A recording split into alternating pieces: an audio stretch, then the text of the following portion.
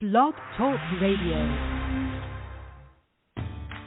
Welcome to Women Who Rock with Success, which is an award-winning show for professional women. We profile a collective of amazing women who are thriving to build their brand. Women are handpicked in various fields who can provide credible information to build your business and lifestyle. We are live each Thursday at 9 a.m. Central Time, followed by our latest brand, Women Who Rock Investigates. To learn more about us, go to our website at www.womenwhorockwithsuccess.com. Now, let's join our podcast host in the studio, Mrs. Diane Winbush.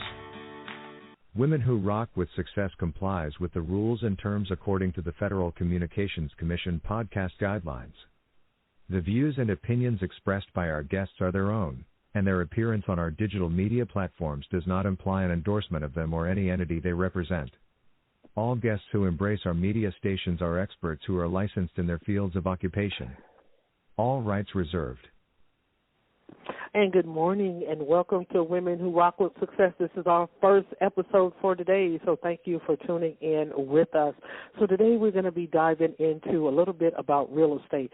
And I know this is somewhat of a 50-50 controversial type of topic because everybody's kind of concerned about the rent and about the hike mortgage and all of these different little entities that perhaps maybe go along with real estate. But we will be talking with Sabine, and she will be sharing with us some information about her business as a broker, and she'll be sharing with us about her brand and what makes her so effective and so unique in what it is that she does. So we want to welcome to the studio this morning Ms. Sabine Rolnick. So good morning. Good morning. It's great to be here with you. Absolutely, absolutely. So we want to get started. So tell us a little bit, first of all, tell us a little bit about you, and then tell us a little bit as to, I guess, why you chose real estate as, a brand or a niche that you want to be able to pursue and also to be able to help others, because I would think that would be one of the targets that you wanted to do is to be able to help others. So tell us a little bit about you, a little bit about what you do. Well, you are 100% correct. I am about how could I help others. In my previous career, I was actually a professor. I was a professor at the University of Illinois, Chicago. I have a PhD in psychology, and so I bring that background as a professor, as an educator, as a researcher, as a psychologist into my world as a realtor. I also have an incredible family. My husband, Matthew, who also has his license, although he has another career, he has his license in real estate. And we have our daughter, and, she helps with our business also in sense. Because she bakes cookies for my open houses. And so when I left academia, I really had to think hard about what was next. And Matthew reminded me that on our very first date, we talked about real estate. And then I remember that even as a kid, and this is about when I decided to make the switch was about 8 years ago. Even as a kid, I remember driving around in New York and seeing these burnt-out homes and thinking, why aren't people fixing these up, living in them? This is ridiculous. And it's so sad that we have so many homeless people. It just kind of made me think about real estate since then.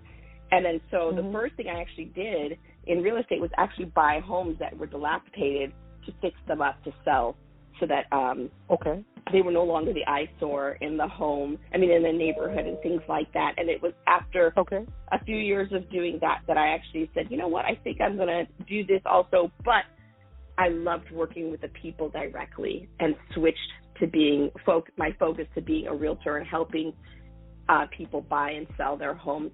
One of my favorite groups are the first-time home buyers because, they're putting all their money in rent, not building their equity. And I'm like, you need to build your own equity, not somebody else's. Absolutely, because we know, Sabine, that blight is a huge issue in America today, where you see so many houses, so many areas that are affected by blight. And then, of course, sometimes people take the matters into their own hands by going in there and they'll set the place afire just to get rid of the blight in their community or whatever that may be going on. So that's very, very good and positive, that you saw something earlier on that needs to be fixed, and you felt that you were the one that's going to be able to fix it. So, yeah, exactly. that is so like that. I like that, because it's one thing when you want to know what you want to do, and then it's another thing when someone perhaps maybe wants you to pursue something that you don't want to do. So, that's essential right there. I like that.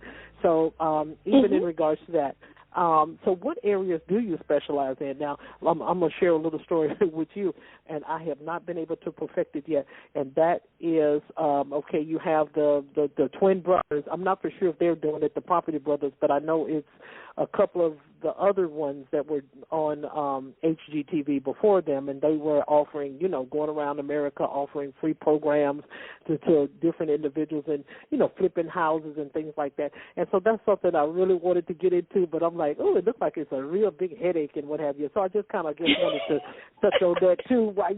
When you brought that up, I'm like, okay, then, she don't mind getting her hands dirty either. But I've never ever been able to get to the I think they would have them at the Radisson hotels and of course the Marriott's here in our location and what have you, but I never was able to get to, and they were giving out free DVDs, teaching people how to be able to start without any money. I mean, that's kind of a challenge too, and that probably would be we'd probably be on the phone all day long. They'd be able to explain that. So tell us a little bit what type of real estate. We'd be all day long trying to figure that out. Look, I can do this. I can flip a house with no money. Oh yeah, right. So and it may be true. You probably have to follow the steps, critique to the way that they explained it to you on those videos too. So anyway, tell us, what do you specialize in? What type of real estate you specialize in? Well, first I have to just answer what you just said, that it's not that true. I mean, it's not easy the way they present it, even at those classes. I went to those classes to see what they were talking about while I was doing it, and it was like, oh, no. They're talking about hard money lending. When they say no money down, you're borrowing money at a very, very high. You think these interest rates today are high? You're borrowing money at very high interest rates to do it. And they present it as if it's 2%. And this is years ago. That's 2% per month. And it's not an easy thing. I have to just say that for your listeners, it is not an easy thing to do. And I've bought some homes from people who tried to do it and gave up in the middle and just had to let go, because you have to have a network. You've got to have the contractors. You've got to have the financing and know what you're doing. And it's not an easy thing to do. And there's tons of risk. So you've got to have the stomach for it. Exactly. Because I've seen right network. Go ahead. No, go ahead. Finish. Go ahead and finish. No, I was just going to say, I had one person that I encouraged, and she's doing it, and she's doing it very well. But I told her my experiences and the things and she did this on the West Coast, and I told her how she should build up slowly to it and not just dive right in, because you don't make any money for a very long time. Right. So it's very stressful if you don't have any savings, if you don't have any other income. So it's not something I recommend for everybody. But so, when I think about what I specialize in, I don't like to think of myself as having a niche, because I feel like my niche are the people who need someone like me, someone who loves to handhold, somebody who loves to truly be there through the process and educate. Not everybody needs that. If you've bought and sold real estate 10 times, I mean, I still work with you, of course, but you don't need someone like me as much. So, but I work throughout the western suburbs of Chicago. I do the city as well when I have a client who's moving from the city to the suburbs, or if I have a friend, colleague who, has a home to sell in the city, or when I say the city, I mean Chicago, or wants to buy in Chicago or rent in Chicago for like a family friend, something like that. But I mainly focus on the western suburbs of Chicago. And I love my first-time buyers. I mentioned that and I have some really young ones, like in their 20s. That gets me so excited, because it's like they understand early on.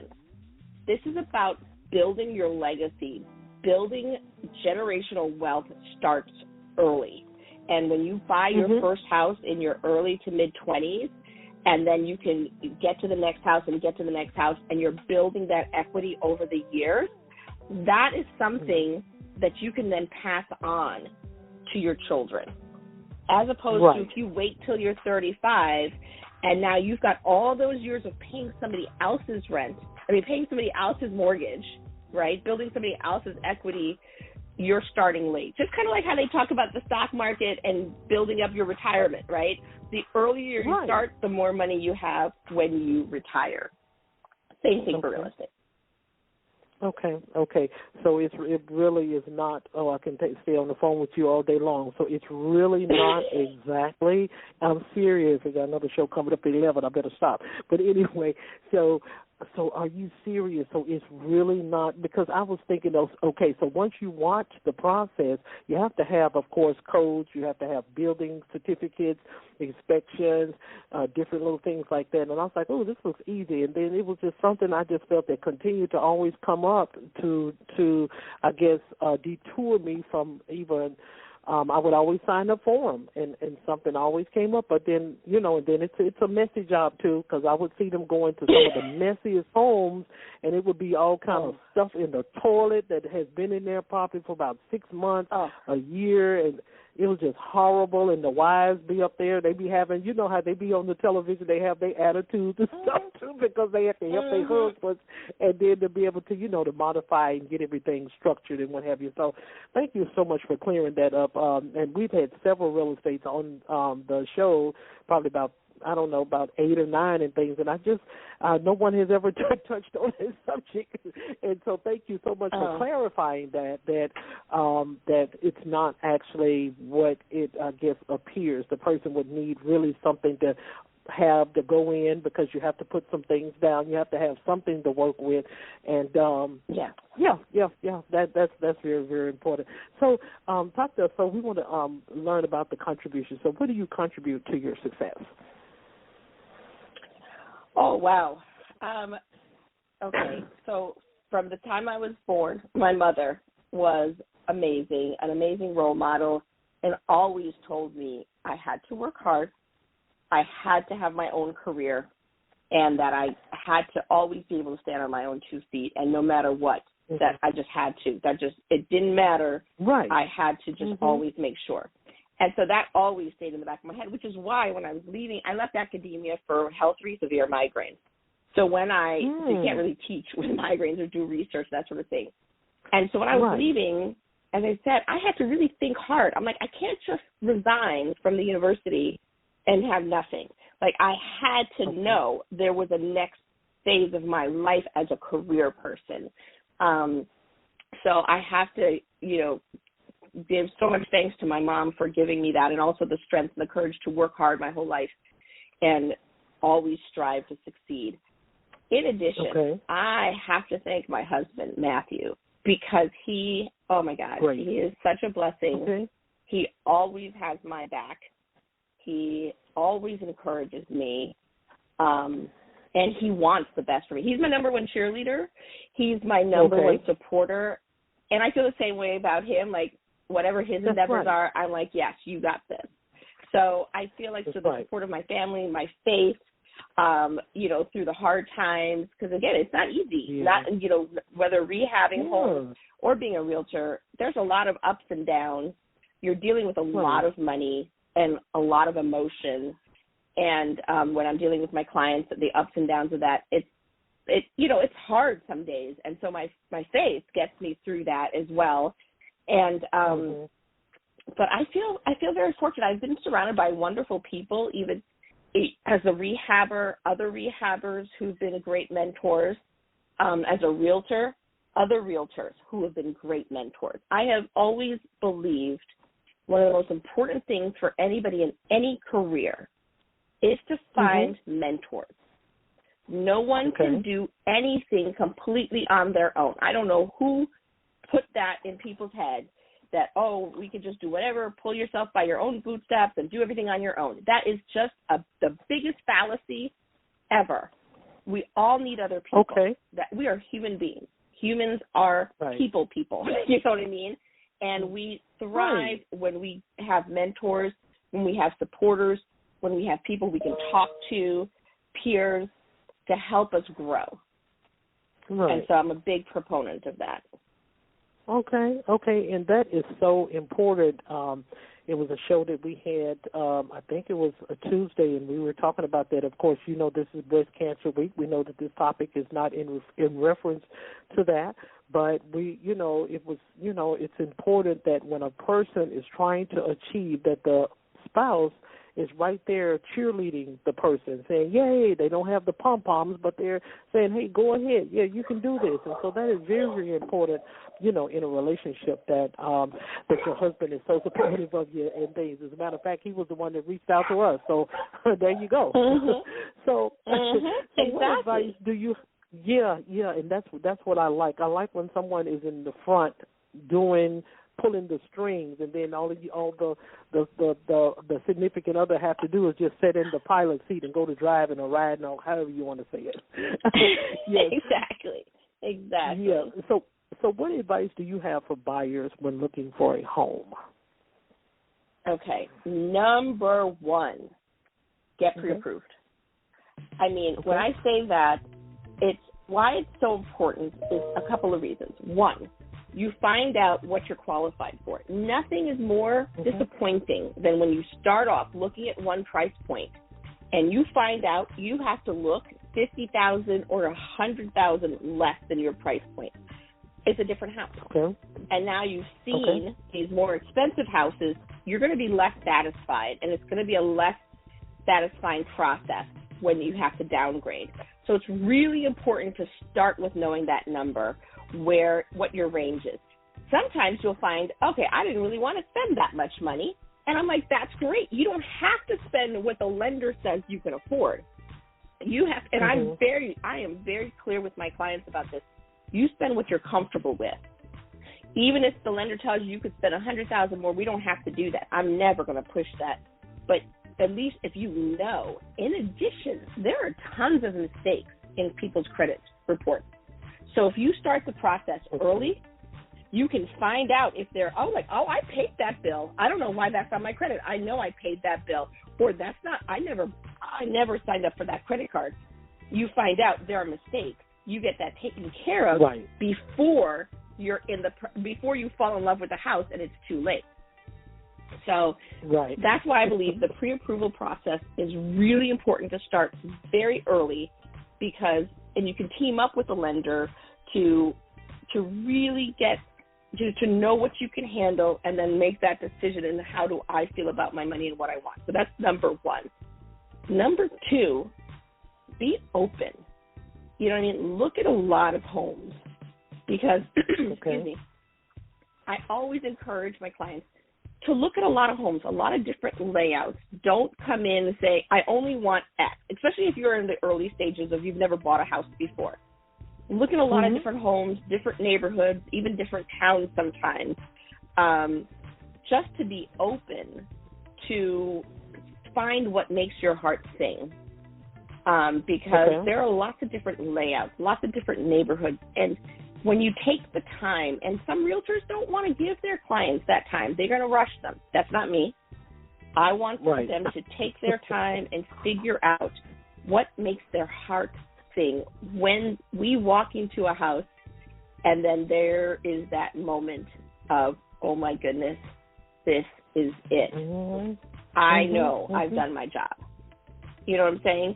I want to give them the time. So I always feel like buyers need to know they do not need to rush the decision to buy a house. Even if it's not their first time buying a house, let's take our time, let's look, and to get a good feel about what's important. Because sometimes you don't know what's important. You imagine, oh, yeah, I think this is what I want.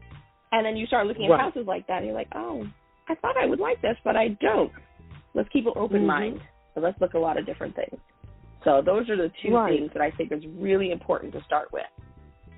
Okay. And so what about those that, and now I know that brokers, such as yourself, now is it, you know, I mean, it's better to purchase than it is to rent. So what about for those that, you know, we want to give information and provide information for our audiences, for those who rent, because, you know, you got a lot of people now, they're renting vacation homes, and then they're also doing a lot of Airbnbs. And so talk to us a little bit about that as to the how to contrast between selling and buying, and then also when is the perfect time to be able to do that. See, because, of course, when a person comes out of college, that's not a good time, simply because of the fact they're overwhelmed, perhaps with a little debt, from their student loan and what have you. And then they got other bills that they're trying to be able to, complete and get over with and what have you. So kind of talk to us a little bit about that for those that decide to rent, because you still have individuals, they may stay in townhouses, they live in penthouses, they perhaps maybe, go out to their vacation homes and things. And,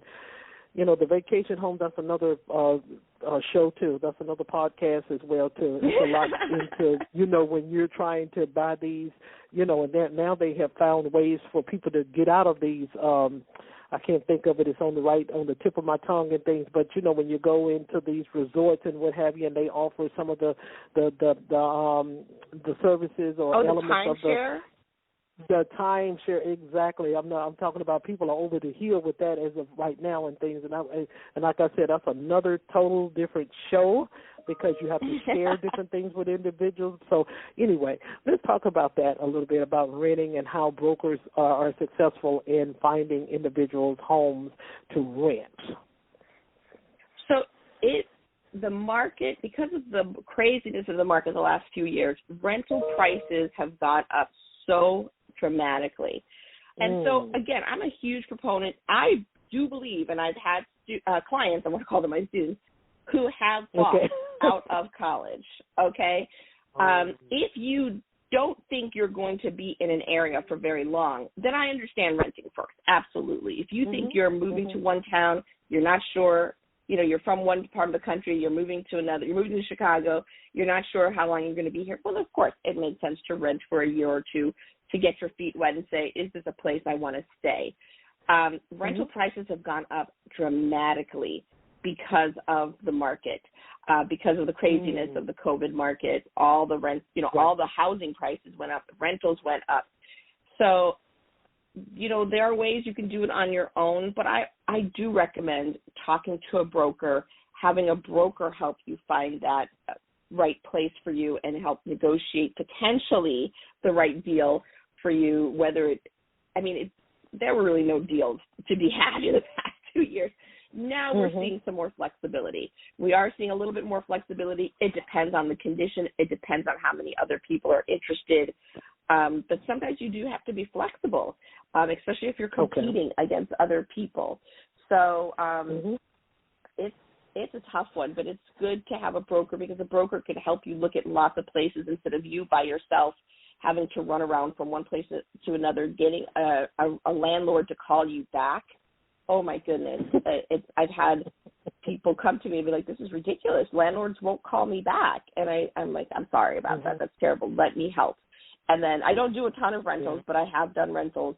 And it does help, when a realtor can be the one making the calls, making the appointments and that sort of thing. But a lot of landlords don't want to use a realtor. They don't want to spend the money on a realtor. So then you, as the renter, have to be comfortable paying a broker for their help in finding that place to live.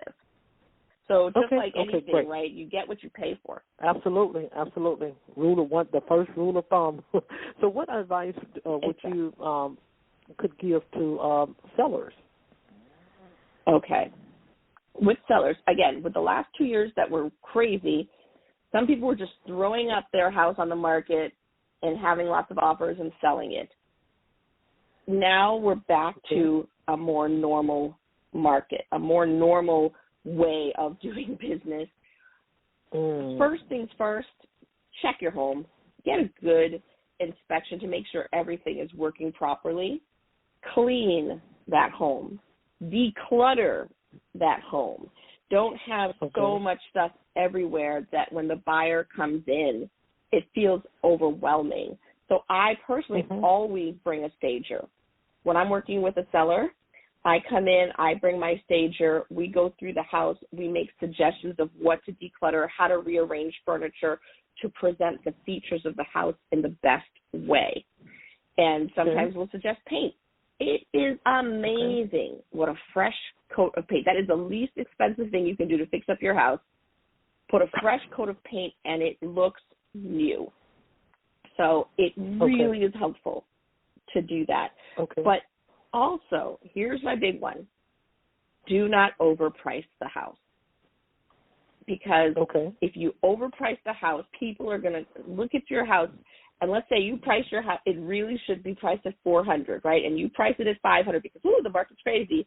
People are going to look at your house listed for $500, and they're going to look at other houses listed for $500. They're going to say, well, gee, why would I choose this house over here for $500 when this house over here for $500 is so much nicer? It doesn't make sense. So when you price your house appropriate, that's when, again, even in the crazy market, when you price it appropriately, that's when you get lots of people that come to your home. And when you have lots of interest, that's when we got those bidding wars.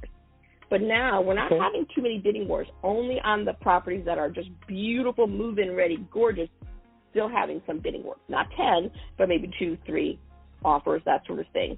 All you need is one.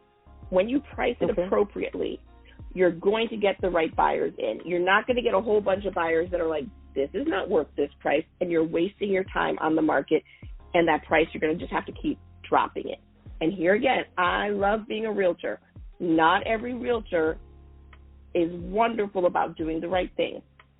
I'm always honest with my clients. I'm like, if you set it at this price, if we set it at this price, we're not going to get that many people. We're going to have to drop the price eventually. Some realtors, just because they want the listing, will say, okay, you want to list it at $600,000. I think it's worth $450,000. Fine, let's go ahead.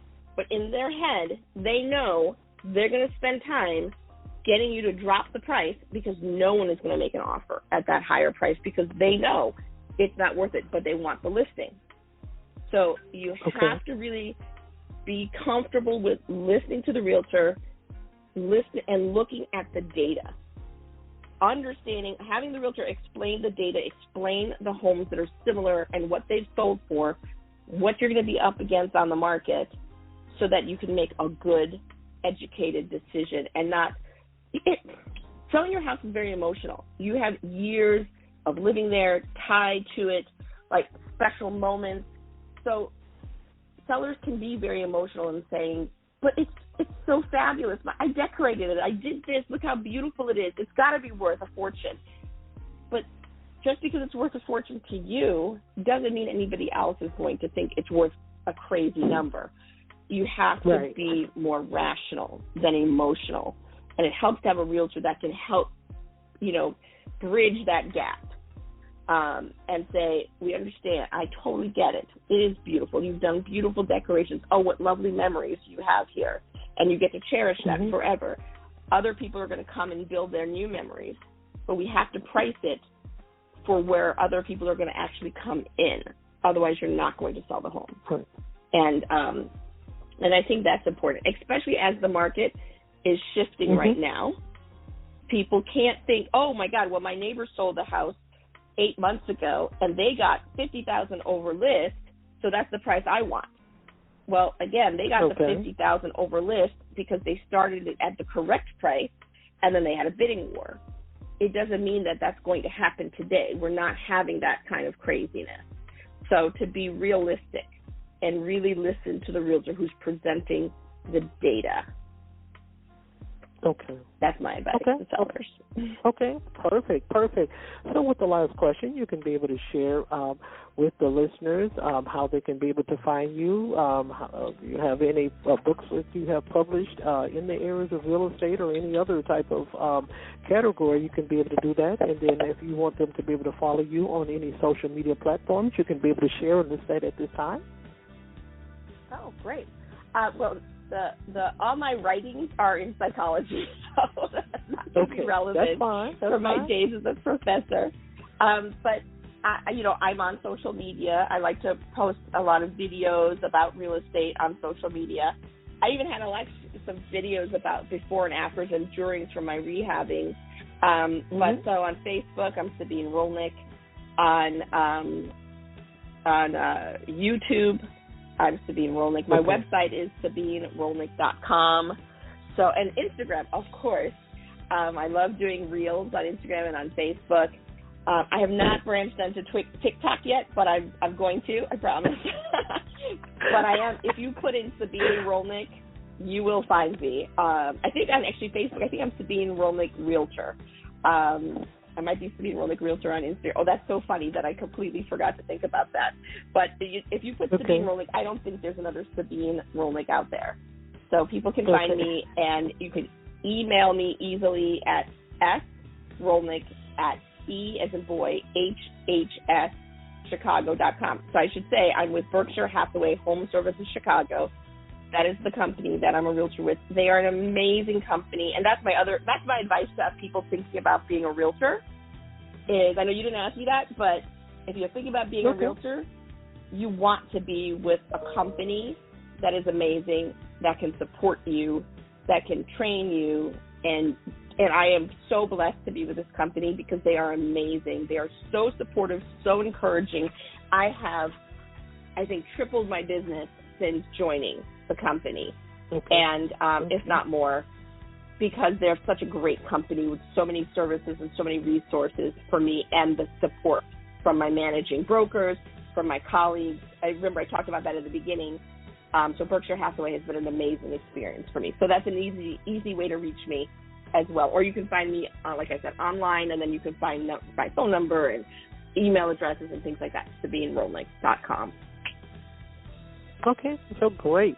Sabine, we have had fun with you today in the studio, and we thank you so much for being with us as our guest today and sharing your career and what your future is going to look like. And then you also shared a little bit about a real estate broker. You know, a lot of times people don't do that. They don't share that type of information about their own personal business. So thank you, and kudos to you for that. So y'all can meet us over at 11 o'clock a.m. Yeah, for our breast cancer panel of Awareness Month, and then we'll be back with you on video with that. So once again, Sabine, thank you so much for being with us, and have a wonderful day. Thank you. It's been a pleasure. You have a wonderful day, too. Thank you. Absolutely.